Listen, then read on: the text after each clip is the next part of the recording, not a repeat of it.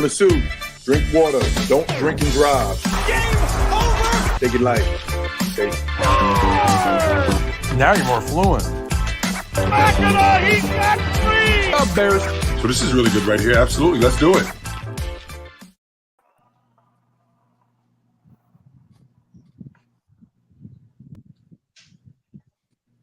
This crowd in the background is crazy. For those that are watching and saying, where's Jalen Carter? I want to hear him sing. He will not be here this week. Although this is 6 degrees north, we brought in some American talent. Kev talks NBA on TikTok. I don't know where else is that your main platform at Kev talks NBA? Is that correct on TikTok? It's Kev loves NBA, and yeah, I mostly stick to TikTok. NBA. My bad. I thought you liked it. You love it. All right. Yeah, I love it. Yeah. But yeah, it's mostly on TikTok. I do journalism in school, so I used to write about sports, but currently on summer break. So yeah, I spend most of my time on TikTok now. Are you sharing the school? Is it? No, I try to keep things private. Don't want anybody. I don't want anybody to know where What part of the world are you in? America, Canada? I'm in Midwest. I'm a Midwestern. In the Midwest. Okay, in the Midwest. Next to him, All-American. See, Chris, man, this is my problem, man. All-American hoops, but then I see your thing says All-American hooper. So, like, you need to pick one. Are you All-American hooper? Are you All-American hoops? Is the show called All-American Hoops because you're an All-American hooper? We need clarification. Yeah, so All-American Hooper is the person. All-American Hoops is the show. Okay, he's an All-American hooper. How tall are you, Chris? I'm 6'3". Must be nice. All right. Are you really 6'3"? I am, yes. Like everybody tells me they're 6'3", and then I stand next to them and they're shorter than me, and I'm like, well, then you're not 6'3". So, all right. Listen, his friend Charles Barkley told me he was 6'6", and then I stood next to him. I'm like, you're 6'4". Tony Styles from the Hoopstorians. I'm just gonna flash this anyways because I just love it. The Hoopstorians, the history of hoops. How you doing, man? How's Phoenix? Is it like 190 there yet, or what? Oh my God! I went up north. If you saw the podcast, I was shooting from the floors of casinos because I was up north in northern Arizona. Your new look, that was fire. Right. Well, I was up north. I do some work up there, and one of the days it was 118. So if you want to know how hot it is, it's pretty hot. It's hotter than 4 fat people in a closet right now. As you know, I used to live there, and I had to wear a suit, and I do not miss wearing a suit in the middle of July. And because people don't believe me, I told Mrs. Fluent and the kids, we got a week that we're going to go somewhere. End of July, first week of August, or whatever, 10 days, however long it is. I'm like, oh, let me take you to one of my old places I used to live. Let me take you to Scottsdale for a minute. And they're like, in July? I'm like, yeah, don't worry, it's not that bad. No, it's bad. I'll put it this way: every time you leave the house, you really need a shower after you come back in because you're sweating, you feel dirty. It's just terrible, you know. And then we got these guys letting us down, you know. So I mean, it's just, you know, it's a bad time. My birthday's in July too, so you know what I mean. Like, it sucks to do anything as well. Well, that's because you got that fraud, Kevin Durant there. So happy Father's Day, by the way, to everybody. Kevin Durant's still not a superstar. So today's episode, we're going to talk about fathers and sons. And no, I'm not talking about like the Brent Berry family or Steph and Dell. We're going to talk about dads, like Luka is Booker's dad. Like, for some of you who'd like to say this, Larry Bird is Jordan's dad. Like Steph is LeBron's dad in the finals. I'm sorry, look at the record. And then, of course, we're going to kick it off, though. So we're going to get to the dads in a minute, like everything else. Do you know, in the top 20 holidays celebrated in the United States of America, where Father's Day ranks? You do know? I do. Go ahead. 20th. Can you, if I put you on the spot right now, could you name 20 holidays? I think I can get pretty close. You probably have it written down somewhere. You did an algorithm, and it's not you. I'm talking about the other two. I'm willing to bet I could. It would take me a little bit for sure. Maybe I could. Yeah, it would take me a little bit. I think. Could get 10. I could definitely get 10. If one of you two, not you, because I'm sending you 2 already. If one of you 2 can do 20 right now, combine them. See if they both can get 20 together. Teamwork makes the dream work. I'll send you a shirt of your choice from the from our catalog that I will put up here from our merch. Don't listen to him. He's supposed to send me a shirt for months now. Don't listen to him. I said I'm sending it to you. I'm sending it right now. Are these like Not only that, nationally recognized what's holidays, or they just holidays? Like, because there are some days that are like considered holidays but aren't really holidays. It has to be the equivalent of Father's Day. Yeah. Or more, obviously. Okay. Go. Okay, so New Year's Day, Martin Luther King Day, President's Day, Valentine's Day, Christmas, okay, Halloween, Thanksgiving, Flag Day, 4th of July, April Fools, Memorial Day. How many is that? I think that's 10. Oh, geez. Kwanzaa. Ooh. It's 11. Did you say Hanukkah? Yeah, I couldn't remember the name. I was like, yeah, I don't want to like mess that up. Oh, dude, isn't there like another religious I'll give you holiday? a hint for one right there. Oh, Easter? Yeah, Easter. Yeah. That's 12. Labor Day. Labor Day. Oh my God. Mother's Day. Did we say Mother's Day? Mother's Day. Even if you did, you can say that one twice. That's twice as important. All right, 13. Oh, dude. Juneteenth. Is that a holiday? I think it's that's like Pride Month. I don't think you can, or maybe I'll give you Juneteenth. I'll give you Juneteenth. All right, that's 14. Do we do St. Patrick's Day? St. Patrick's Day. Yeah. St. Patrick's Day. That's 15. 5 to go. There is a time limit, by the way. There's a time limit. You have to go forever. Christmas Eve, does that count? No, it does not count. Yeah. Has anybody said Labor Day yet? Yeah, they said Yes. Labor Day. They did say Labor Day. Okay.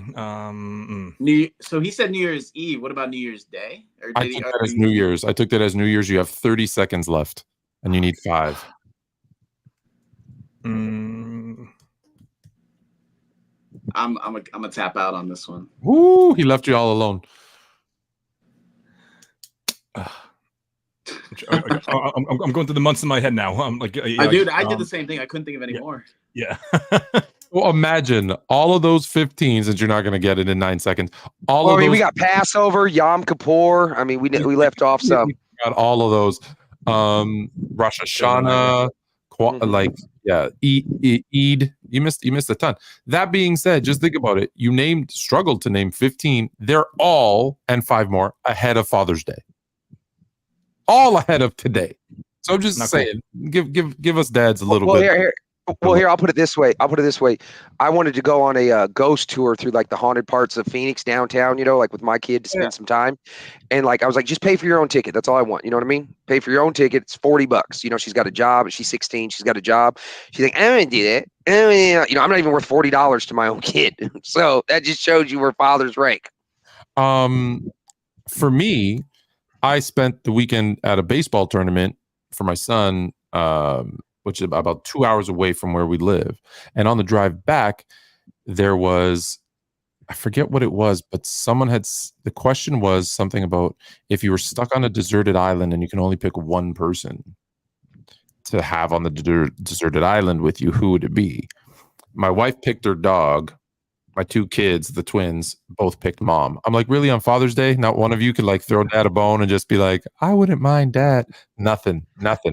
So that being said, let's get to Chris's team, right? You're a Celtics fan, I recall, yes? Okay. Yes, sir. Let's get to Chris's team. What if I told you in 4 games in the NBA Finals, the Dallas Mavericks total have outscored the Boston Celtics? I saw that graphic. Yeah. Pretty insane, to say the least. I'm not 40. It's not that. No, yeah. It's not so surprising when you take the time, when you take 10 seconds to think about it. But yeah, it's still like, oh wow, that's pretty interesting. Are you worried about the Celtics, or was this just a win at home? They lost their focus game. I'm going to be worried until they're raising the Larry O'Brien trophy. I'm a very Yeah. I'm a very like cautious fan. Like, yeah, like I'm very confident in this team. I think this team is different. This is easily the best team that I've watched in my lifetime as a Celtics, and I think that includes the 08 Celtics. But obviously, coming back 3-0 has never happened before. But there's a first time for everything, and as much as I believe in the Celtics team, I do believe there is a world where Luka and Kyrie have the 3 best games of their lives for the next few weeks. Okay, Tone, what do you think? Do you think Dallas could be the first NBA team in history? Oh, look at that. Guys, just so you know, if I do 2 fingers, I'll get a balloon. Don't be distracted. If I go like this, you're going to get some confetti. It's not doing it now because I'm trying to do it. This will give you the fireworks that I showed you before. All right, this will give you some rain. So don't get all distracted by that stuff. The rain will come. All right, so does Dallas have a chance? No. You want me to elaborate, or is that good enough? Yeah, I want you to. No. Okay, so real quick. So I'm going to this way. Yes, no answers. Okay. You know, okay. No, What do you, say yes, no for the next hour. That's it. Okay, so anyways, no, Dallas doesn't have a chance. As you know, we were talking to Bob Ryan on Saturday. We talked about this as well. Bob Ryan's covered the team for like 50 years or whatever. He's saying the same thing. Bottom line, at the end of the day, 2 things. 1, 50-win teams don't beat 64-win teams in the playoffs. That's number 1. I don't care what they have. 50-win team. There's a reason why they won 50 games, and there's a reason why the other team won 64 games. 50-win teams do not beat 64-win teams in the playoffs. Secondly, 50-win teams do not win titles. You know what I mean? There might be the outlier, the exception, but that is not the rule. Also, too, Boston is like, it is the weirdest thing about Boston. I understand why Chris down here is trepidatious. I've been saying this for a long time. Boston, if I could combine Boston and Chicago this season, if I could have Boston the way they play the game for the first 45 minutes, and then the Bulls the way they play the game the last 3 minutes, Boston would have went 80-2. It's the weirdest thing I've ever seen. A good team that just plays like absolute, shit down the stretch. So that's the only thing. It was a classic game. We're up 3-0. They took their foot off the gas. A real good example I got for you, and if you guys want to go back, you can watch it. In 2000, the Lakers with Shaq and Kobe, when Shaq was at his most down, were up on the Phoenix Suns 3-0. Game 4 came in. The Suns just kicked the ever-living shit out of them. They didn't look like Shaq or Kobe. They didn't look like anybody. They looked like, I don't even know what the combo would have been. Ilgauskas and Ricky Davis before LeBron got there. That would have been the combo they looked like. They absolutely trounced them. The 2017 Warriors up 3-0, got, trounced by the Cavs in game 4. And we've seen this over and over again where teams let off the gas. I am not worried about the Celtics winning the championship until it's 0-0-0 and they got more points on the board at the end of game 7. But like I said, at the end of the day, 50-win teams do not win titles and 50-win teams do not beat 64-win teams. All right, so Kev, he's wrong because the Cavs in 9 and 10, I want to say, won 66 and 61 games and both lost to 50-win teams. But yes, what do you think? Does Dallas, and that's not a shot at LeBron. Yes, it is. 09, they lost to a 59-win team. But I'm just saying 99.9% of the time. No, 5-0. No, 59. Hold on. Let's get something straight. Let's just get in the history of the NBA, you do not become a title contender, okay? And I'll give you every fucking metric to back it up. 55 wins is when you become a title contender. So a 59-win team is not the same as a 50-win team. So 50 meaning I thought you meant 18. 5-0. 5-0. Not in the 50s. Won 51 games. Dallas won 51. 51-win teams don't win it either. No. 51. All right. So Kev, I don't know you. I don't know your takes. You might think we're nuts up here. Is Dallas? I don't know. You might be Midwest now, so you're probably not a Dallas fan. I'm a Detroit Pistons fan, unfortunately. Oh, I'm sorry. Yeah, last 15 years, Pistons fan. My condolences. Yeah. What do you? Dallas has a chance? No, they don't have a chance. They didn't have a chance from the beginning. The one thing that bothered me the most being on TikTok was seeing everyone say that nobody on Boston could guard Kyrie Irving. And we've seen completely that he's played better these last 2 games in games, 3 and 4. But I just don't think Boston or Dallas has a chance. I think Boston just got they just got lost in the champagne. They were thinking about LA. They were thinking about Vegas. They were thinking about all those parties, like, oh, where are we going to go? Where are we going to party? And I think they just let their foot off the gas. I think they just had one of those Boston games that everyone was scared of. I think that's what everyone was scared would happen in game 3. So I think in game 5, we're going to see Boston raise the banner, number 18, and hopefully Bob Cousy can finally rest happy. Well, that's it's funny you said that because it's exactly what Doc Rivers said on the Bill Simmons podcast. Right after Game 3, he said for those couple minutes there when the Celtics were blowing that lead, again, they thought they won the championship for a little bit there, and I don't want to say carried over to Game 4 because they did get their act together for those last couple of minutes. But however, I think what happened was I think they just Mavericks came out swinging, and then they just beat the crap out of them for the first quarter and a half, and then after that they just said, okay, we're like they kind of just gave up after that, and then like once like 6 minutes left in the third quarter, Missoula was just like, okay, you know what, screw this, like we're just gonna move on to Game 5 now. And also, Kristaps Porzingis not being there, we saw at the end of Game 3, it was a big problem. Game 4, with he's really their biggest difference maker. He's what that makes that team special. And the fact that he wasn't really there, he didn't really have that much of impact because of what's going on with his injuries, and how Derek Lively really took advantage of that, and how they had 38-year-old Al Horford. He played 2 days after, and that really did affect how he played. And just, I think it was just one of those games where they're missing threes. I saw Drew Holiday miss a bunch of layups. It was just one of those games where they just didn't have it, and they're going to have it in Game 5. I don't doubt it for 1 second. Would you expect a superstar to get fouls 5 and 6? Going back to Game 3, fouls 5 and 6 in like a 30-second span, both kind of not questionable because they were both fouls. They were both definitely fouls. But if we all agree, and we might not, that Luka's the best player in this series, are you surprised? Not as a Boston fan, as a basketball fan. Try to take, I don't know if you can do this, Chris, take the fandom hat off. Yeah.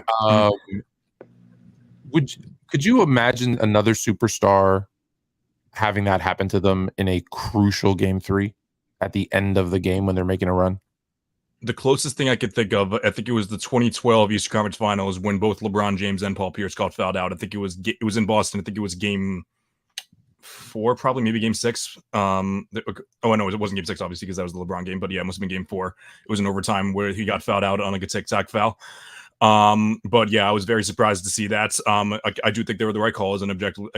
Yeah, they were fouls. We agree that I think everybody will agree they were fouls, but yeah. But very surprising to say the least.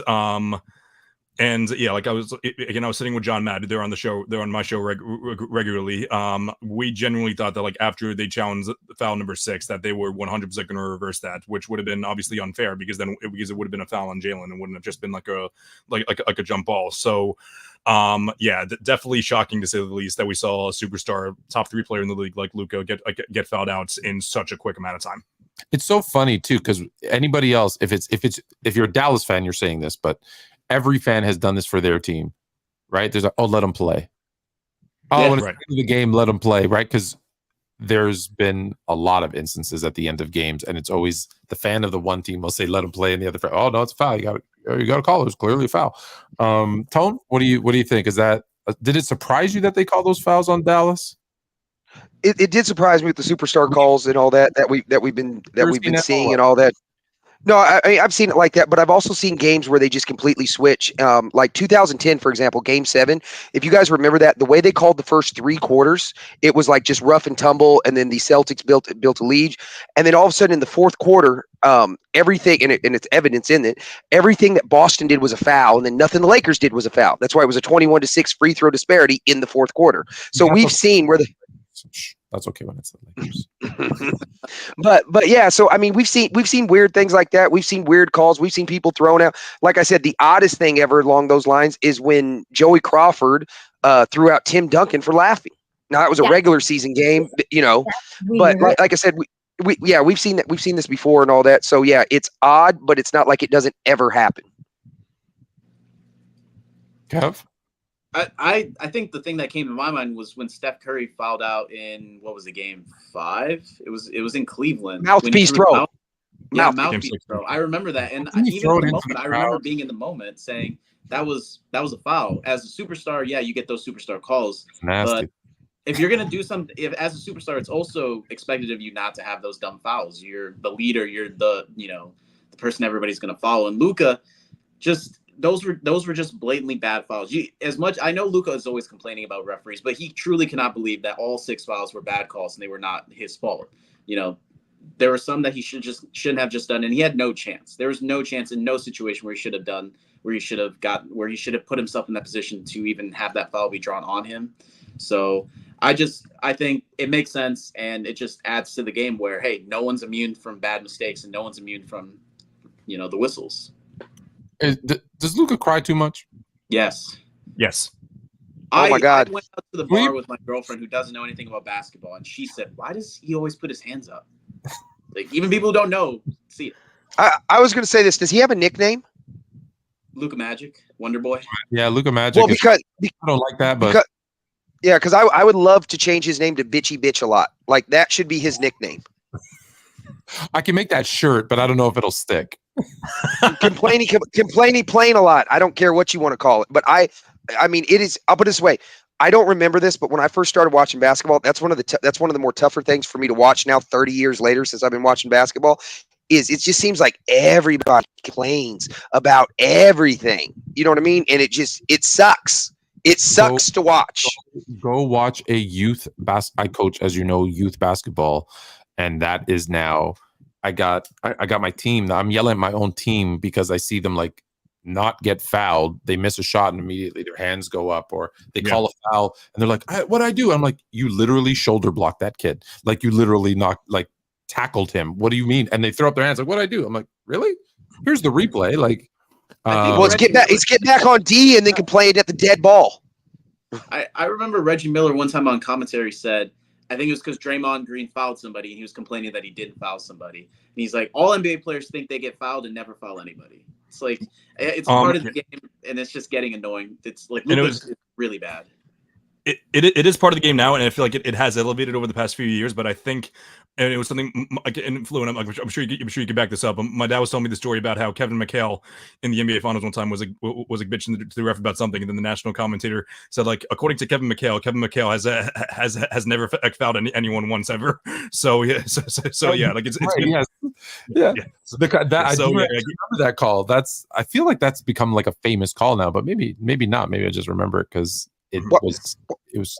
Well, I was going to say there was an old like meme, and I don't even know if they were called memes, but it was like 15 years ago. I don't know if you guys remember, but Derek Fisher used to do it a lot. Look confused every time he was called for a foul, and there was a picture of Derek Fisher. There was a picture of like Derek Fisher doing that, and it was like Derek Fisher, a man that hasn't committed a foul since '98. I understand. Every shot I miss, I was fouled on. So Luka does complain. Okay, I'm gonna switch to the Celtics. Actually, no. Let me stay on Dallas for a second. So he complains too much. Where the hell was Kyrie Irving game 1 and 2? Are we going to be complaining because that was before the finals started? Oh my gosh, the most talented backcourt in the history of basketball, Kyrie and Luka. The Boston Celtics have no chance. They had an easy road to the finals. We're going to talk about that in a second. They had an easy road to the finals. Blah blah blah blah blah. Where was he game 1 and 2? I think that's the biggest problem with Kyrie fans, with some Dallas fans, is just the fact that for some reason they think that just because you're the most talented and most skilled player of all time means you're not going to get stopped. We've seen multiple times over the last 2 years where Kyrie Irving has been stopped, against Boston especially. So I don't get how anybody thought legitimately that no one on Boston was capable of defending Kyrie. This is what Minnesota should have done. Instead of focusing so much on Luka, they should have focused on Kyrie, and look what happens when you get rid of the secondary star and none of the other role players can make a shot. You tend to win pretty easily. Now, in Minnesota's defense, they don't have, Derek White, Jaylen Brown, and Drew Holiday. Well, they still had the size with Rudy Gobert and Cat, and they had Jaden McDaniels.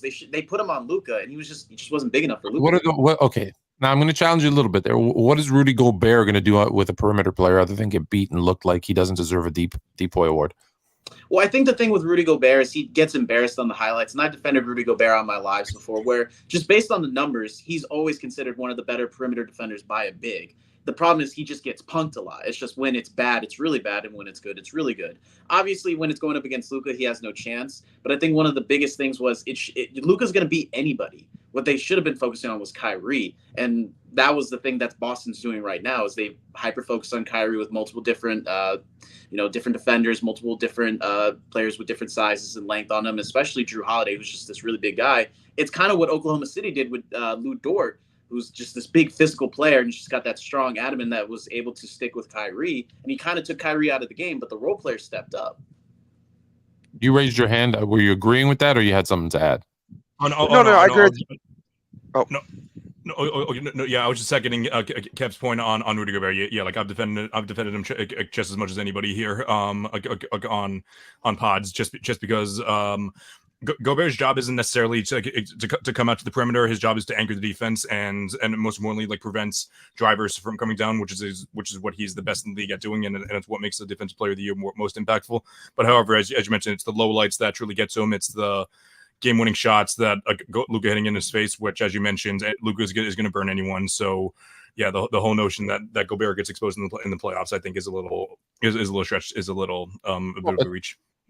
Tone, did you have something to add? Because he does get exposed. Yeah, well, I just want to say this. I think Kyrie's run to the finals too was extremely overrated. I mean, I believe he was averaging 23 going into the finals. I'm not saying 23 is bad, but there's no way it's just like, oh my God, this is so great. Like, I'll put it this way, if he's sitting down at a table with the all-time greats and he's like, hey Mike, let me tell you about the time I averaged 23 going into the finals. Like, it's just not like that all level. And not only that, I always say this, to me personally, the way to expose any team with Kyrie is turn him into the point guard. Because historically, Kyrie plays loser ball.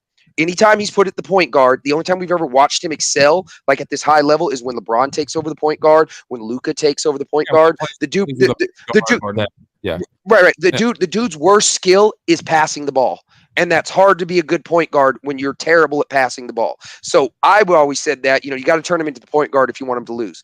And you guys on the Celtics saw that when he's running your team versus other people. Go ahead, Kev. I think the thing that I wanted to say with just going in on Kyrie a little bit more is just the fact that his fans, they look at his highlights. Aesthetically, he's extremely pleasing to watch. But people just ignore the production. It's always look at the bag, look at the handles. He's one of the most skilled players of all time, ignoring the production. When if you look at the averages, him and Jaylen Brown are essentially on the same level, if not more, with Jaylen Brown getting more points, more rebounds, more assists. I said Jaylen Brown's better than him. I've been arguing that with everybody. Jaylen Brown is better than him. But if you say that to anybody that just simply doesn't know or just doesn't comprehend that because they don't really see the game deeper than just the highlights, his layup package. Look at Kyrie's layup package, Kev. Yeah, it's so nice. Nice. And that just triggers people because I talked about Kyrie in my life. I've had, I did my 100 players of all time and I had him where I had him and people said he's top 30, he's the most skilled player of all time. And I asked the same question every single time. From 2017 to now, what has he really done outside of this one playoff run? People still live in 2017 and it's been almost 10 years since that happened. But even one run, like I'm sorry, you can't live off one run.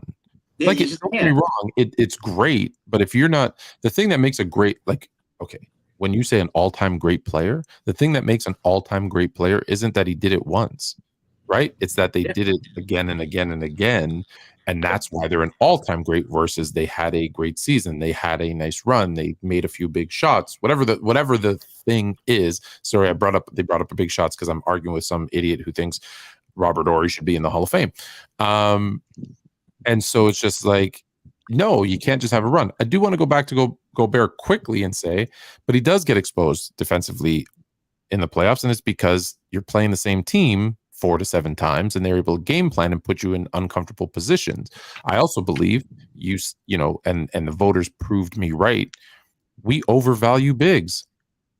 4 out of the 5 all defensive first team guys are centers. The 5th one's a power forward. No. This is a perimeter-oriented league we live in. We have what? Just here, watch. I play a game with everybody to prove it. Yeah. Name your top 5 centers in the league. Jokic, Embiid. Hold on. Okay, center. Those are 2 real centers. Yep. Is AD Wemby. center? You want to go Wemby? Not yet. Not Wemby yet. Is Davis a center? He is the center.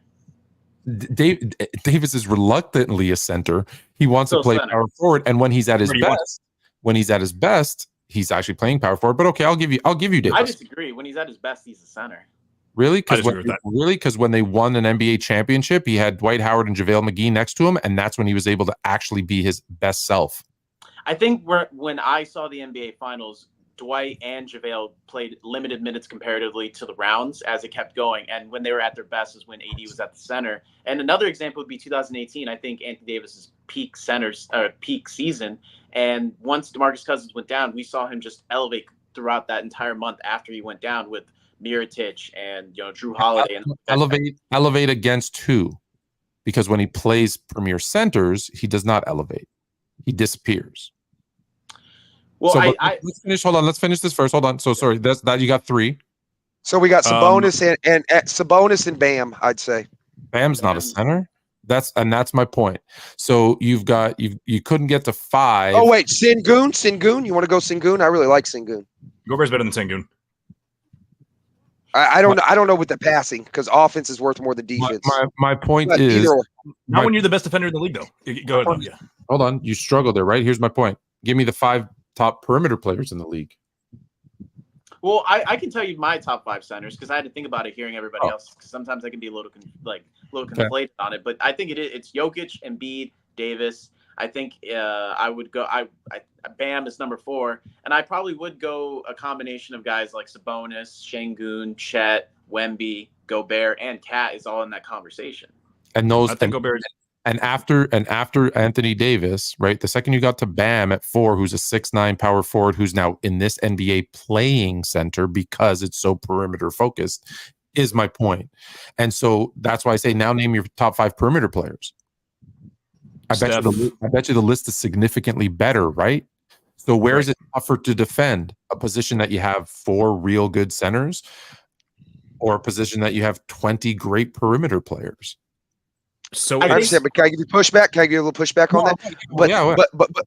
But the biggest, but I'll tell you this much: the biggest defensive metric as far as defense goes, that's going to be the best defensive is defensive rebounding. And who's going to get you more defensive rebounds? Because when everybody says that Larry Bird's a shit defender and all that, I go, but you don't understand his defensive rebounding is so elite, especially at the small forward position. That's why all the metrics elevate that dude so much. Plus, the passing lanes, the play played smart and all that. Because people don't count defensive rebounding as part of defense, and I don't know why. No, they do. That's my problem. Is I think they overrate defensive rebounding, and they look at those. Of course, it's the center and power forwards who are getting the most defensive rebound because the guys are shooting from 35 feet out. Right. So when you have 4 guys out there and 1 guy down low, guess what? You're either going to have a defensive rebound or a whole bunch of offensive rebounds. I think they're overrated because they're shooting from so far away. It's not as I'm not comparing eras, but it's not as clogged in. You don't have all 9-10 guys inside the 3-point line. A defensive rebound is easier, not easy, easier now to get than ever. And with all the rule changes, I can't even touch, right? No hand checking. Can't touch that guy in front of me, and they can shoot from anywhere. So I got to guard them from center. I think it's significantly harder to guard the perimeter now than it ever was. I mean, you're not wrong with that. So when I see totally agree. When I see 4 centers and a power forward are all defensive first team because it's now positionless, I'm like, you're overrated. Again, I'm not saying they're bad. Just be clear. When we say overrated, it's just, hey, they might be a 5 and you're making them a 1. I think the thing, though, is that rim protection is always going to be the most important thing in the game of basketball, even when there is the way the perimeter game has evolved, the way the NBA has evolved, because it's now 3s and layups. Well, you still got to protect the rim. And we've seen, especially with the Minnesota Timberwolves, with their length and their size, how some of the best defensive games we probably have seen in a really long time were games when they had Gobert, Towns, and Naz Reid, all guys that are 6'10" above and have length and size on them.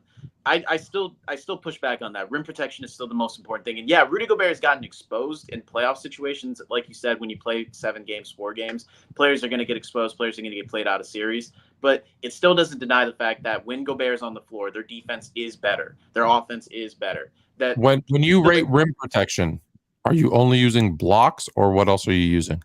I think blocks can tend to be overrated. Hassan Whiteside averaged 4, and he's like one of the worst defenders I probably have ever seen in my life. And Rudy Gobert's most of his blocks come from weak side blocks, right? So how I think the thing is, it's not just the weak side though. It's about the way he stops players from coming in. Like we saw clips of him, Wemby, and other players where guys they're too afraid to get their shit sent, so they tend to not just want to go up. I blame Twitter for that. They don't want to. They don't want to be on a highlight where they get blocked. It's like a lot of guys don't play defense because they don't want to get dunked on. Fluent. Would you say Camby was a bad defender because most of his blocks came from the weak side?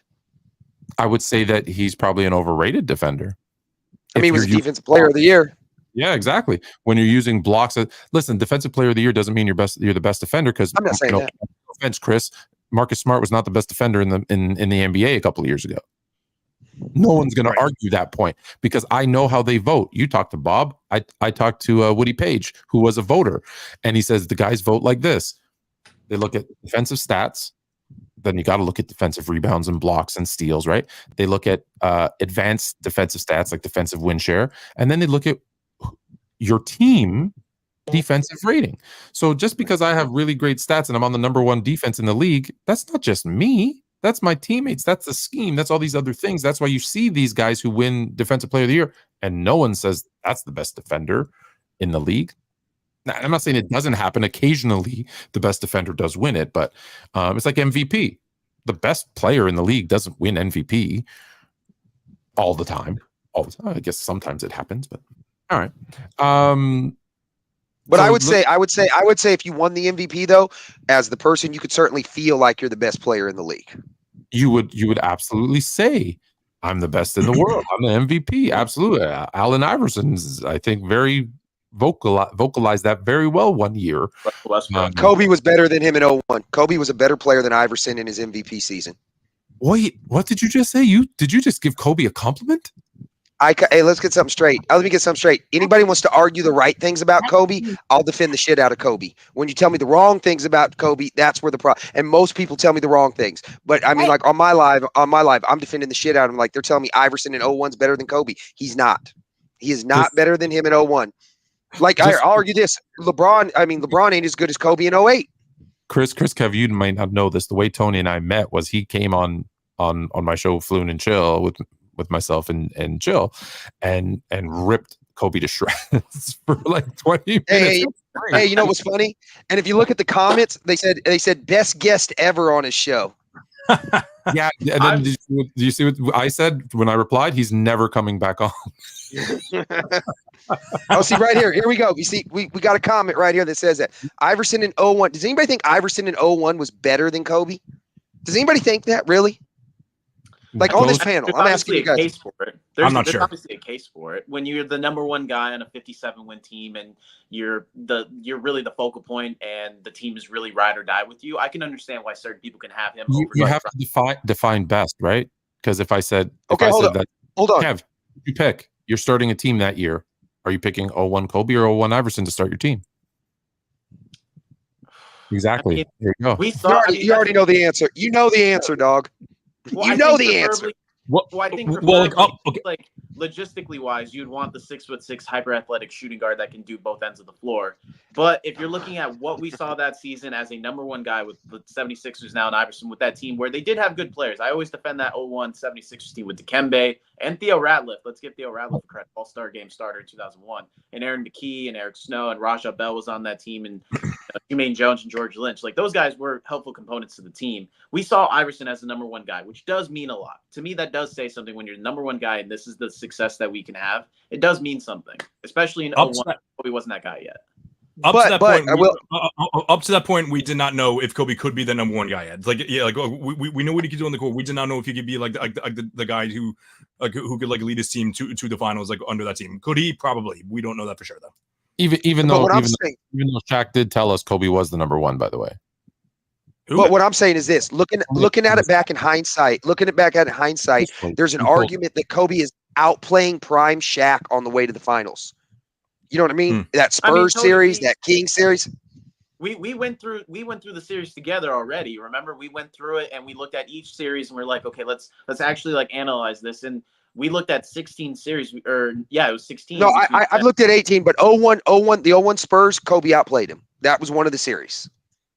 I think, that is the one we agreed on. But I still think 3 out of the 4 series, it was still Shaq. I'm known as a Kobe hater on TikTok as well. I'm not. I don't think I am. I just think I'm a Kobe truther. I think that's just the reality. And that's what I'm saying. All I'm saying is this. Just bottom line is this. At the end of the day, that season, Iverson's getting me 31. Kobe's getting me 28. Kobe's shooting 46. Iverson's shooting 42. And their defense is between here and Pluto. Like, I just don't see the argument. I don't see the argument at all. I want to know how many people you hear say this. Kobe. And how many say AI? That's all I'm asking. All right. Moving on, because because of time. Let's move to Boston for a second. So look, it's 3-1. I think we all, other than when I joke and I say Mavs in 7 just to drive some people nuts, we all assume Dallas isn't going to come back from 0-3, and Boston's going to win it. What does it mean to Boston? I'm going to give you three. This is a 3-part question. What does it mean to Boston? What does it mean to Tatum? And if you had a vote, who's the Finals MVP? Now, I know it depends on what happens in the closeout game. It might. Maybe you've already made up your mind. But if the series ended in 4, as is, who's your most likely Finals MVP? I mean, for Boston, it's title number 18. It's like kind of moving ahead of the Lakers. It means a lot to Boston Celtics. Winning a title since 2008. One title since 1986. It's going to revamp the city and provide more hope for the future, along with the fact that they're going to be around for another year. So I do expect Boston to win out in Game 5. If I had a vote with Boston, I truly think that it would end up going to Tatum. I still would think that I still think that they're both shooting. I looked at it today because I was thinking, it's got to be Jaylen Brown. But I do expect Jason Tatum to have a better game in Game 5. I can see it happening. And I think what's going to happen is that they're going to look at the fact that their efficiency on both ends it's not great. Tatum's shooting 40%, 29% from threes, averaging 21. I think he's 21, 5 and 5 right now with great defense. His impact has been great, but Tatum all around, despite him having bad shooting games, his impact on everything else is just as good. His rebounding, his playmaking, and his defense has been extremely impactful on the games. And I do think they're going to look at that and say, you know what? Even if they both have struggled, we're going to go with the guy that's had a greater all-around impact, and I think that's been Tatum. And I think for Tatum's legacy, it's finally going to put him in the conversation I think he does deserve to be in. And I already give him the props that he does. People have gotten mad at me for having him on my all-time list. I believe I have him at number 61. People have complained about that, and he deserves that credit, and it's just going to elevate him more to the upper echelon that I think he's going to be in. Yeah, you nailed on the head for a lot of them, but yeah, for what it means for the city of Boston, for the Celtics in general, yeah, obviously just adding another championship on top. 18 rings for the Celtics, and even though it's 18, people like to say 18 to 17, but it'll be actually like 18 to 12 actually, because apparently, I don't know why the Lakers like to include those Minneapolis years, but okay. So because they were the Lakers, and Boston includes a year when 8 of them when they only had to win one round to get to the finals. Stop. They're in Boston. All I know is those titles happened in Boston. Yeah. Those titles happened in Boston. Yeah. So they made it to the second round. Stop it. Go. So for Tatum, I'm with you, Kev. Yeah, on my 100 list, I think I had Tatum at 73 at the beginning of the year. If he wins Finals MVP, I'd probably move him up to like the early 60s, maybe maybe not the 50s just yet, but definitely like the early mid 60s. For Finals MVP, one thing that I feel like might happen is I think it's pretty clear that if are you gonna say co-MVPs? No. Okay. No, I'm not like Simple Minds. So if is that what they said? I didn't know that. No, one of them did. It was yes. So I think that if Tatum goes off for Game 5 and Brown still plays really good, I think that Tatum does win the Finals MVP. I think for two reasons. First of all, I do think that's pretty oftentimes they do give the role player, or not the Brown's role player. I'm a bigger fan of Jaylen Brown than anyone. They give it to him sometimes out of sympathy, just because they think that the star player might get it down the line. They did it with Iguodala. I also think that Jaylen, I think that Tatum deserved to win Eastern Conference Finals MVP. He did play better than Brown, but Brown had like the bigger moments and was more consistent earlier in the series. And that's going to be the same thing this time around. Only difference is that Tatum is the clear best player. I think he's the more impactful player. He's the one that's always getting doubles. And as I mentioned, this isn't to knock down Jaylen Brown, because I'm a bigger fan of him than anyone. But I think just the fact that Jaylen Brown plays awful in Game 4. He's getting far, he doesn't get as much slander as Jason Tatum does. I think that Brown gets a ton of slander. He got ripped apart after last year, overpaid, all of that. It doesn't come close to the spray that Tatum gets a ton. So Yes, so I do think that if Tatum has a big game 5, I think that he pulls it out. But as of now, it's Jalen. Tone. I'm sorry. This dude's killing me with these comments. His comments. He said, let's just give everyone the MVP and then we'll go out for vegan smoothies and talk about how cool it is. Like I don't know if you can post the comment, but the comment's killing me. Oh wow. Oh wow. Jesus Christ. The comment's killing me, though. But what I think it means for the city of Boston, I think he hit the nail on the head. It's one more than the Lakers, and that's the most competitive rivalry. Not only that, Boston for the last 25 years has been the city of champions. I don't keep up with hockey. I don't know how many the Bruins have won, but what the Red Sox have won 4, the Patriots won 6, and then the Celtics only won 1. I definitely got to go with Tatum. He's shooting, and I'm big on field goal percentage. I'm big on efficiency. Shooting the ball, 36%. Browns at 49. They're both shooting horrible from the 3. Browns at 24. Tatum's at 29. But then Tatum's at 90 from the line. He's getting 3 more rebounds. I think about assist and a half more. Brown's getting 0.7 steals more and 0.2 blocks. So 0.8 points, 0.7 steals, and 0.2 blocks. I mean, that alone isn't worth 3 more rebounds. So at that point, I would definitely give it to Tatum at that point. He's been the best player. And when they're playing really close, and if they're playing really close, I always give the nod to the better player, because you've been the better player for 100 games over this player. So if it's getting close, it's kind of like in boxing or any type of fight. If it goes to the judges, if it's a tie, the decision goes to the champ. So that's how I do it with the NBA too. Decision goes to the best player. So even if you want to say they're playing close, I would give it to Tatum. Oh man, boy, do I hate math skip-ball. The way Jason Tatum played in games 1 and 2, the Celtics should have been down 0-2 if he's your best player. So you have Kristaps Porzingis in game 1 and Jaylen Brown. You have Drew Holiday and Jaylen Brown in game 2. He did not show up in games 1 and 2. Listen, I know another player who averaged 17 points, 30-something% from the field, and 20-something% from 3 in 2011, and they ripped that guy to this day. But we're just going to let Jason Tatum off the hook. He didn't win. That's why. He didn't win. I understand he didn't win. I'm going to get to that in a second. So he waited till the pressure was off and the team was up 2-0 to show up and played pretty equal with Jaylen Brown in game 3. You know who's the MVP of this team right now, of this series?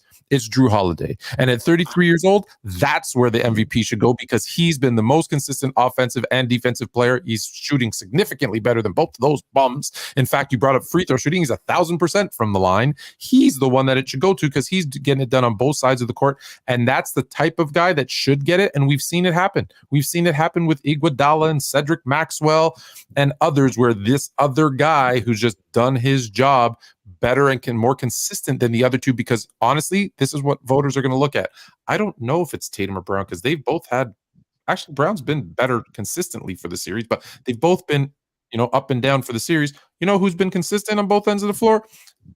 33-year-old Drew Holiday. We're going to go with him. Don't be surprised. Don't be surprised. Now, game 5 is going to matter, right? Jason Tatum goes for 42 and the Celtics win. Tatum's going to win. But same thing. Jaylen Brown goes for 42 and the Celtics win. It's going to go to him. If they all play the way they've been playing, I'm voting for Drew. I'm voting for Drew Holiday, and tell me I'm crazy. I don't care. I don't think it's crazy at all. I was going to ask, is this the first series where we've seen multiple different guys just being like, oh yeah, that he can win Finals MVP? Because game 1, I saw people saying, oh, Porzingis might win Finals MVP. Then it was Drew Holiday. Listen, if he played like that in every game, he would have been the MVP. But yeah, have we ever seen a series like this? I can't think of a time where there was just multiple different people that were in the conversation of Finals MVP. It's 69 finals. 69 finals. That's the first one too. 69 finals. Bill Russell was 9-21. Havlicek was 28-11, and West won it at 38 a game on a losing effort. Oh, yeah. Not to mention, I forget Wilt's numbers. Wilt's were great numbers too. I think you probably but I see what you're saying, because we've got 3 or 4. There's been 4 or 5 guys we've talked about it, and 3 that are legit. Like I think Tatum, you guys made the points. Tatum has a legit shot at it. Brown has a legit shot at it. I really believe Holiday has a legit shot at it through 4 games. He does. And yes, Ghost, I was alive watching Cedric Maxwell. Thank you very much. I hated him and all this, as I still do. But look, I bring Celtics fans on. Like, we work together. I hate the color green. Yeah, go ahead. I just wanted to make a quick point. I actually forgot to mention this when I was talking about Boston. People have been, for some reason, tanking on this run that they've had, saying it's the easiest run they've ever had, that they haven't really played any real competition. I think we all need – I think the thing that I want to see after Monday when the Celtics win their 18th title is I want people to recognize and realize that we just saw one of the best teams in the last 15 years just win a title. They before they lost a couple days ago, they won 10 straight in the playoffs. We rarely see that outside of the 0-1 Lakers. We saw that from the 17 Warriors. This is truly one of the best teams of all time, winning 64 games and having one of the most dominant playoff runs of all time. I think so. They're 16-3 right now. They've 15, gone. Yeah. I think competition has to go into that. Well, they're a number one seed. They're a number one seed. That's right. They're a number one seed. They're a number one seed, not only playing lesser competition, but playing hurt competition. So when you have one season, they're hurt too. Hold on. When you have one season where you've played whatever 3-4 rounds, at every round you've played the other team's best, every round the other team's best player is out, you're not going to get the respect that maybe you deserve, but you're not going to get it because everyone's going to look back and say, well, Butler was hurt. Halliburton. What was this round 2? Mitchell. Halliburton. Mitchell. Like, yeah, the best player from the other team missed significant time. And with all due respect to Boston, Porzingis is important, but he's not even a top 3 player on that team. He's their number 4. Couldn't the counter to that be, though, is that since these guys are injured, they're doing exactly what should be happening, dominating and winning? So doesn't that also kind of like go against that a little bit? That do you praise people for doing what they should do, or do you praise them for exceeding expectations? I think if they do exactly what they should be doing, they're doing exactly what a 64-win team should be doing, which still deserves the props and praise. Like I'm not saying it. I'm not saying it doesn't deserve it. What I'm saying is when you try to hold it up against the runs of other because you said all-time great. And that's my only argument is when all-time best. I think is what he meant. This is one of the all-time best teams, right? And I'll say this too. I will say this for the Celtics if we're talking competition. They beat the best player in the playoffs. No, I'm sorry, that was the Pacers. Yeah, I guess never mind. Their competition does suck. Never mind. Never mind. I was gonna use the Brunson argument, but then I was like, never mind. That was the Pacers that beat Brunson. And it's just my thing is, it's just like as a fan, it's just frustrating because the entire year I had to listen to how fraudulent this team is. Jason Tatum is overrated. Jaylen Brown has no left hand. He's overpaid. Horford and Drew are too old. KP is always injured. Joe Mazzulla sucks. And now that they're winning all these games, it's all like it's they're just moving the goalposts constantly. And like while like the injury excuse is legitimate, this team has been dominant all year long. They've been consistently great all year long. If they close this out tomorrow, they should be getting their flowers, and they're just not, and it is kind of frustrating. Yeah, and I'll say they should get their flowers as a great team this season, but as an all-time great team, I think it's a little premature. And once Tatum gets his $400 million, what's happening to everybody else? Here's my only question on that: where does the 15 Warriors rank? Because they did the same thing. Who's that? Where does the 15 Warriors rank? Because they did the exact same thing. Beat a bunch of injured team on their way to the titles. Listen, I don't know. I'm just asking. I'll tell you this: the 15 Warriors aren't even the best team in a 4-year span of Warriors. That is true. Yeah. Not. Would you have them over? Would you have them over 22? When I hear people say LeBron James and the Cavs beat the greatest team ever assembled, I'm like, no, they didn't. Because the 73 win team wasn't the greatest team assembled. Their team the next year was better. They didn't win as many games, but they were better, and everyone will tell you they were better. They'll tell you they were better. And I think the biggest difference between the Warriors and this Celtics team is that the players that were hurt were it was the Pelicans, it was the Grizzlies, and it was the Rockets, and it was the Cavs. The best player that got hurt of that bunch was Kyrie Irving, and he still played game 1, and it was kind of a close thing. So I get that. But the other guys, it was Drew Holiday, who at that point was always dealing with leg injuries. So nobody really thought much of him. People were kind of looking down on Drew Holiday during that time period. It's Mike Conley, who did end up eventually playing, and it was an eye injury. So it's not like it was extremely debilitating. Yeah, but who was the best player on that team? For which team? I thought you started with New Orleans. Did you not? New Orleans, it was Anthony Davis. Okay. Was he playing? Yeah. Okay. In the next round. That's what I'm saying. There's a difference. No. Yeah. I want to go through round by round. In the next round, who did they play? Marc Gasol, NBA first team. Marc Gasol. Was he playing? Yeah, he was playing. Okay. In the next round, who did they play? The Rockets, Harden and Dwight. And were they healthy and playing? They were healthy and playing. Then it's not comparable. That's what I'm saying. It's kind of hard to kind of bring that up because it was really just defensive starting point guards and then. Well, wait a minute. Well, wait a minute. Can't we argue that there is no more debilitating injury than the cancer that is Harden and Dwight? That actually might. I mean, would you rather have cancer? Or would you rather have a leg injury? Hey, Fluent. Ask Kev how he feels about Dwight. He likes to argue with him. They get in fights. You argue with Dwight? Yeah, there was a graphic of players. It was 9 players, and I said that Dwight Howard they talked about who had the best peak of all these guys, and I ranked Dwight Howard in the bottom 3. I'm not that big fan of Dwight Howard. You know, he was kind of like one of the first star players I was introduced to, and I thought that he was cool. And then you do a deep dive, and he's like, oh, he's not that great of a post-up player, not really a great playmaker, you know, really annoying and hard to deal with. And he heard me say that, came onto the live when we got into a pretty big argument about it. Really, it was just him telling me he got money and I don't, and I just was like, well, I guess you win then. Well, yeah, if that's where you got to go, then you know you've won the basketball side of the debate.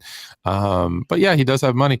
That being said, but that's why I say, right, when you want to throw people into those all-time great conversations, I always say, whoa, because Dwight Howard was on a trajectory to be the greatest center of all time.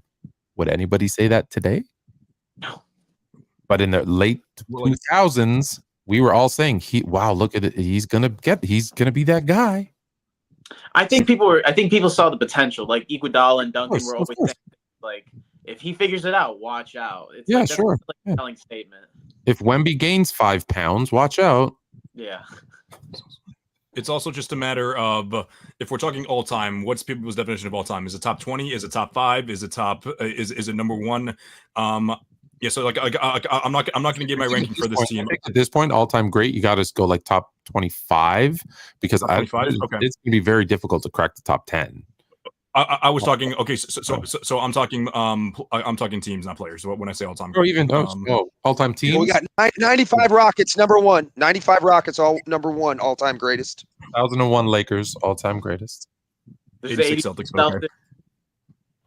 Pick any 2 or 3 Lakers teams from the 80s. Like there's the 89 Pistons. What they say? 87. They said 87 was probably the greatest. They weren't even the best team in the best team in the 80s, but okay. The 89 Pistons. 89 Pistons are one of the greatest teams of all time, 100%. But when you beat Portland in the finals, I don't know that it really counts. They beat the Lakers. No, well, Magic was hurt that year. Sorry, I confused it with 90. My bad. It's still one of the injured Magic. It doesn't count. We just said that already. It doesn't count. No, we just agreed on. No. Hey. Well, wait a minute. If we do that, then in '88 they only beat him because of injured Isaiah, and the fans rushed the court before they could get off a shot. I will never forgive the NBA for that. And Magic Johnson tripped Isaiah Thomas when there's 3 seconds left in the game. F Zeke. You know why F Zeke? Because he brought a damn purple dinosaur to my city. So many other I just want to say this on Tatum's legacy. If Tatum is the best player on a title team, he'll go high up because I have Willis Reed around like top 20. He only had like 7 healthy years, but I mean, he's a 2-time champ, MVP, 2-time finals MVP. Like, I mean, he put a lot in 7 years. Many players. I don't allow part-time players like Bill Walton's not even top 75, shouldn't even be in the Hall of Fame. God rest his soul. Oh, come on. What do you mean come on? He played 6 seasons in the NBA. He's so hard to rank. He is so hard to rank. He is so hard to rank. I don't think he's hard to rank. He is so hard to rank. Put in Mikan is hard to rank too. Mikan and him are the hardest ones to rank for me. 10 great years. You can't be in this conversation. I'm sorry. You're flash in the pan. The difference though is that Bill Walton's like 1.5 years is just so much better than I think a lot of 1.5 years. Exactly. Think about that. Well, I think so. For example, hold on, let me give you that. So his 1.5 years would be the equivalent, and I love this example because I love this bringing up his name, is like giving Jeremy Lin the MVP because he had a great week and a half. I think the difference, though, is that That's one the gets to equivalent. a championship and an MVP and one of the most dominating runs we've seen from a center who was an all-around center. I like to call Bill Walton. Awesome year. He got an MVP for it and a finals MVP Hey, for it. Hey, Fluent, I got one for you. I got a better one for you. Did you know there's only been 21 players ever, 21 players ever that have been the best player on a title team and an MVP of the league? That's it. 21 players ever. That's how small that is. That's how hard that is to do. So I'm just saying, like, when I got Reed, he did it twice with the titles, twice with the finals MVPs and all that. So, I mean, he accomplished more a lot in 7 years. And then Walton, that's why it's hard to rank him, because at the end of the day, I have to respect that. You are only one of 21 players that can do that. And there's a whole bunch of great players that can't do that. No. But that is the zenith. Best player on a title team is a team accomplishment. That's what we play for, right? And I would agree that everybody wants that more than anything. If you can only do one thing, that's the thing to do. And then you got the highest individual accolade award it's ever. I mean, that's something. I don't know what you want to say it, but it's something. Yeah. Patrick McCaw is the only player to three-peat in the 2010s. All right, we got only a couple of seconds left, so I'll give everybody their... Oh, shit, we didn't talk about fathers. You know what? You guys are okay if we go a little long? That's fine. I'm cool with it. Okay, cool. Let's switch gears then. In the thumbnail, because that's why everybody's here. In the thumbnail, I had Larry Bird holding Michael Jordan, as we all know. I'd say Thomas is better. Two straight sweeps. 3-0, 3-0, 13 straight wins, including regular season. We've got Steph holding baby LeBron. Obviously, we know 3-1 in 4 years, straight years where they met in the finals. 3-2. What's 3-2? LeBron beat him last year in the playoffs. It's 3-2. Oh, yeah, I don't count that. We're talking about titles. We're talking about title runs. And then what was the third one? Oh, Luka and Booker. Because I just think that's funny. Is there another? Those were just random selections. But if you had to pick the number one father-son combo in NBA history, where would you go? I'll go one that nobody thinks of. And you know what I mean? I don't know if it's number one, but I just like it because nobody thinks of it. Ben Wallace is Shaq's daddy. He's 14-8 against him in the playoffs. He's 23-21 against him in the whatchamacallit, in the regular season. He's blocking him, knocking him to the ground. That shot block where he put him to the ground and they asked Shaq about it. They're like, hey, Shaq, what you think about that? That was a foul, young lady. That wasn't no foul at all. He put you on your ass. We're going to text Shaq right now and tell him. Okay, keep going. Tell him, bring him on. But yeah, so 14-8. I mean, he beat him in the finals. He stopped him from getting in the finals in 2005 when, arguably the Heat were the best team. I mean, they had injuries with Wade and Shaq and all that. But that's just one of my favorite. Like, if we're just going by the numbers and all that, it's Ben Wallace. I'm better than you in the regular season, and I'm better than you and I got some great defensive highlights on you. Kev, father-sons. I appreciate the Ben Wallace thing. I'll take any Pistons. Oh, right, Detroit. I'll take any Pistons propaganda. I wonder why you smiled so big. I forgot about that already. Yeah. I think the one I was really thinking about it, and for some reason, the one that really just showed up in mind completely was Steph Curry and James Harden. They played each other at least 3 or 4 times throughout the years, and just the Rockets, they put up the best fight, but they never had a chance. Steph Curry just always ended up superseding James Harden, who would play Casper in the fourth quarters of games, especially when they ended up being really close. So that one kind of came to my mind where I was like, yeah, Steph is 4-0 against James Harden. And I believe it was at least 4 out of the 5 years they played in 2015, 2016, 2018, then 2019. What do you have against Rocket players? Dwight Howard, James Harden, anyone who's that organization? What's that? And you're wearing a red shirt that looks like you're a Rockets fan. I'm confused. So Michigan and Texas are my homes, but Houston and Dallas I'm not fans of. So it's always San Antonio and Detroit for me. So I just have never vibed with Houston, never vibed with Dallas, and never vibed with Dwight Howard or James Harden. So it's all one big. They didn't vibe with each other. All right, Chris. Yeah. Father-son duo. Jason Tatum is Joel Embiid's daddy. Three and yeah. I was wondering which one I want to do. I had to do this one. 3-0 against them beating the playoffs. 2018. Rookie Jason Tatum went up 3-0 on him, and Sixers dropped confetti down them in Game 3, and then the Celtics ended up winning in overtime. Then obviously 2020 in the bubble. We talk about uneven matchups all you want. Daniel Tice was guarding Joel Embiid. They could have easily won that series, but they got swept. And then of course we can't forget last year when Jason Tatum was playing the worst basketball of his life down the stretch in Game 6, and then Joel Embiid just decided not to take advantage of that, and then Tatum goes off in the fourth quarter, four threes in the last couple minutes, and then of course coach drops 51 in Game 7. Joel Embiid is put in top 3 best in the world. Talks all the time, but there is not a world where I'm taking Joel Embiid in a big game over Jason Tatum, especially when they're going up against each other. Okay. Well, Jason Tatum is overrated, but because this technically is the 6 degrees north hour, so we're supposed to be talking about Raptors, I will give a Raptor reference to do my father's son, because listen, this won't even need an explanation once I say it.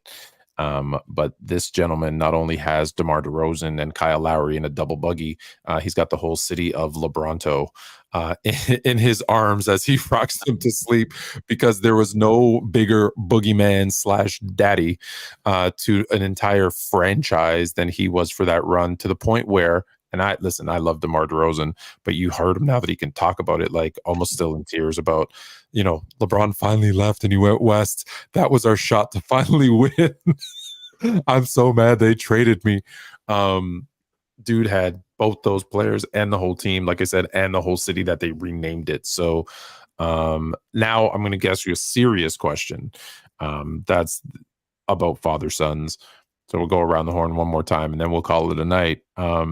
Greatest father-son duos in NBA history. So if you could take 2 players in their prime that played in the NBA and put them together, who would be the best father-son on the court duo? And if anyone, just so you know, if anybody says LeBron and that Bronny kid, I immediately will kick you off whatever, like this and anything else I can kick you off of.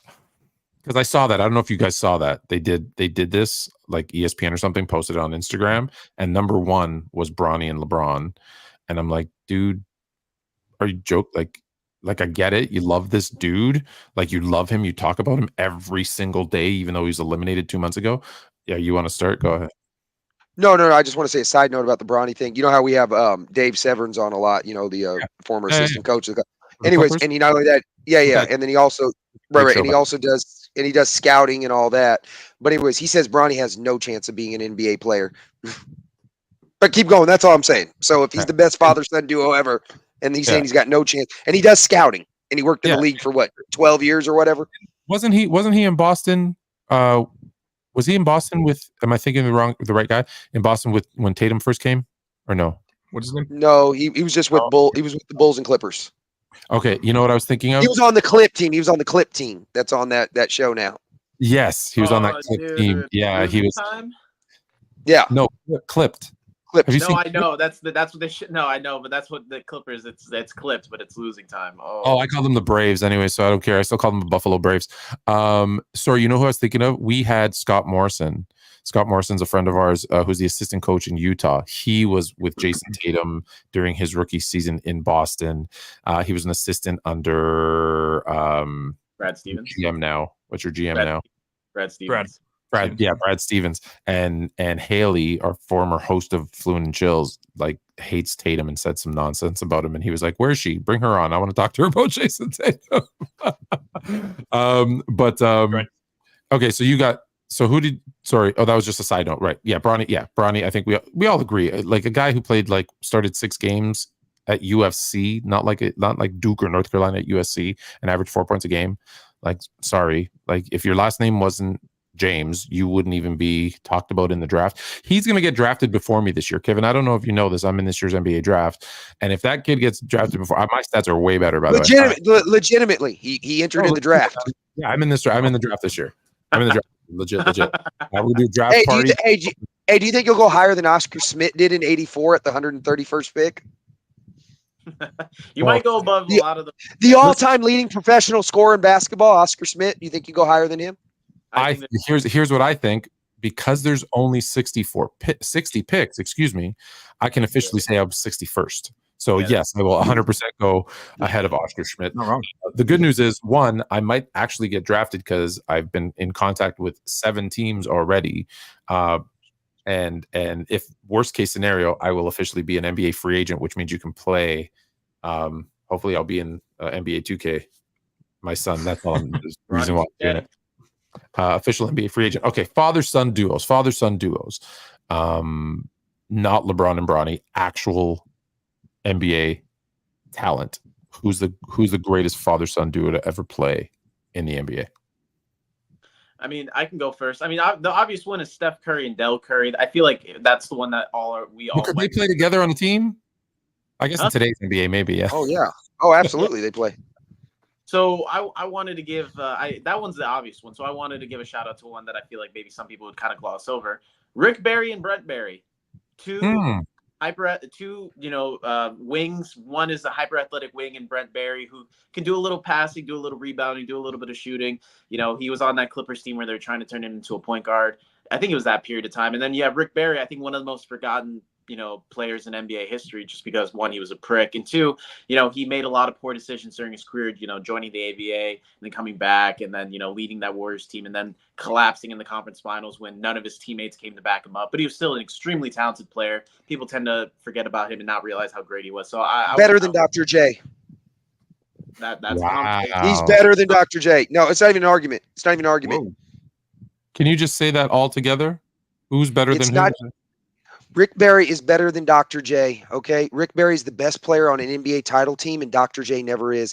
Rick Barry, in his second season in the NBA, averaged 36 points and averaged 40 in the finals. There is no argument, unless you like Flash, better than Dr. He is better than Dr. J. That's not ridiculous. That's not ridiculous to say that. Hey, not only that, and I hate doing this, but when we had Dandridge on, he ranked the 3 players. And remember, you were on for it. He said he would have Havlicek, Barry, and then Dr. J too. I really respect Bobby D a lot. Bobby Dandridge, for those that don't know. Sorry, I'm trying to time step this in my head at 111 so I can clip that. All right. So you got the Barrys. You have to pick someone else. You talking about? I'll go last because I'm going to pick the best one, and you guys haven't thought about it. Okay, go ahead, Chris.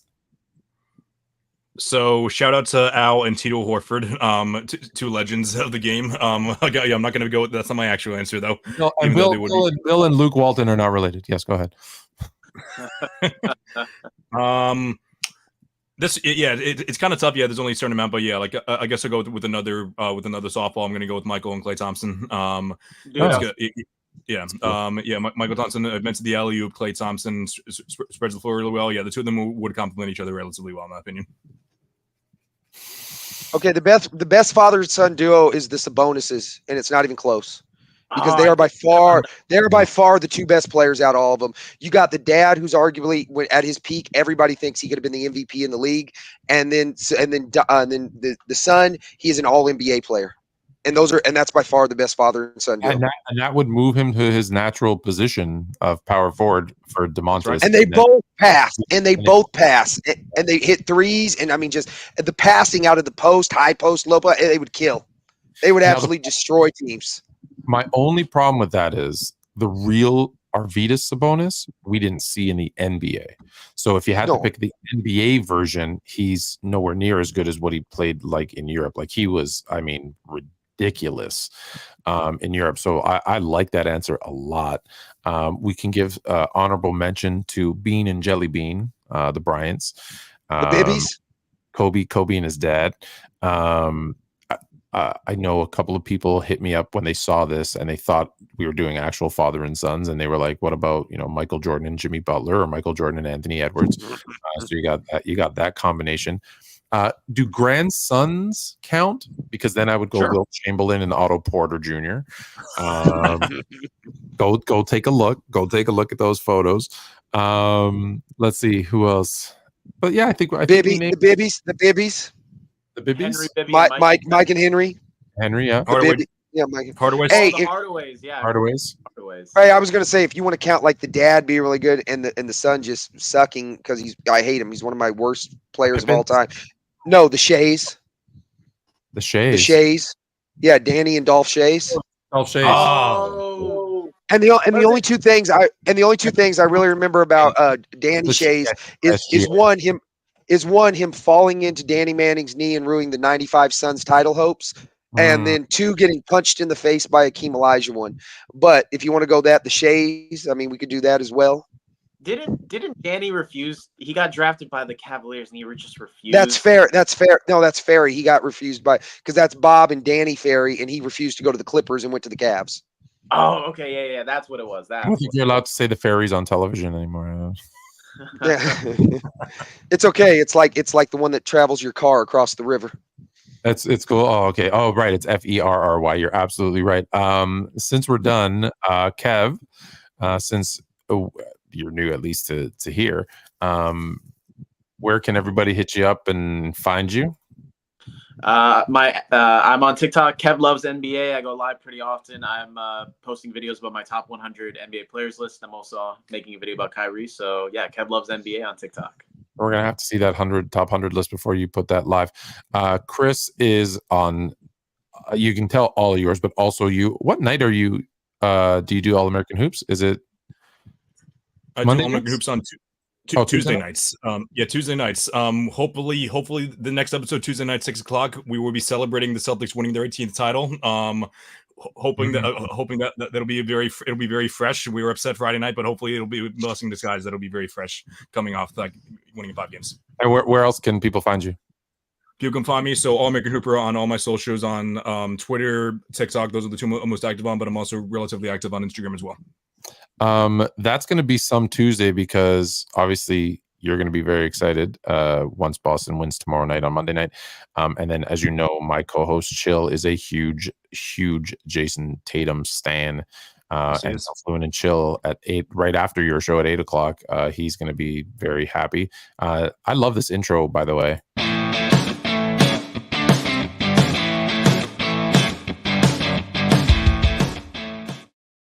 It's so Americana. I love it so much. Yeah. So that's where to find Chris. Tony's on Tuesdays at 10.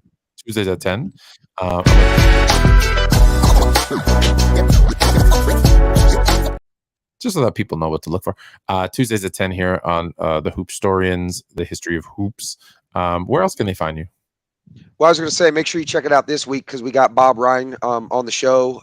We recorded it on Saturday, so we're going to play it on Tuesday. But I mean, you can find it right here on my TikTok, Tony Styles and Friends. I got a YouTube, same thing. It ain't got nothing to do with basketball, though, if you want to find me there. And then on Instagram, I'm the fake Tony Styles. Does everybody know who Bob Ryan is? Like, when you say his name, do you think like these two do? These two do. Nodding. Okay.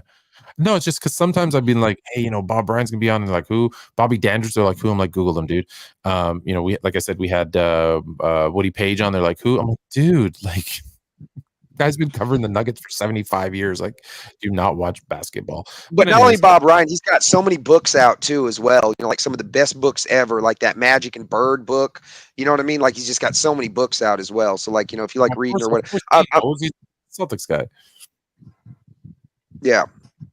Isn't Bob? That's Bob Ryan's thing. Is the Celtics mostly, right? Like I know he does that. Right. Yeah. He worked for the Globe forever, the Boston Globe forever, and all. Mm-hmm. And if you like Bill Simmons' podcast, he's a regular on there. He's one of Bill Simmons' guys and all that. So I mean, Bob, he's on Around the Horn. He's hosted PTI. Huh? Are you? Kevin threw up his hands when you said Bill Simmons. Are you a big Bill Simmons guy? Dude, I have his books. I watch. Oh, okay. He's got a portrait of him tatted on his back. For real? My big hope and dream is to one day, I'm in journalism and media, so hopefully I can, take that to the ringer. Hey, I'm going to let you know something, though. I'm just going to say, they say don't meet your heroes. And from all like the reports, unless you're somebody that's at his level, he's a notorious prick, they say. Yeah. That's the least surprising news of the day. Yeah. Bill Simmons a prick. Never would have thought it. All right. On that note, this was technically 6 degrees north. Check out everything going on at sports_fluent. Check out the merch. The link's down there. Until next time, now you're more fluent.